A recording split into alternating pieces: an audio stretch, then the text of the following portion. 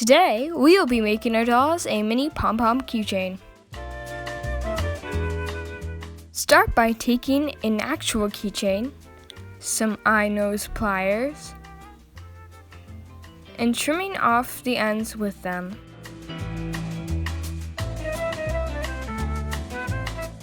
Simply take that smaller part of the keychain and glue it to a mini pom-pom, creating a pom-pom keychain for your dolls.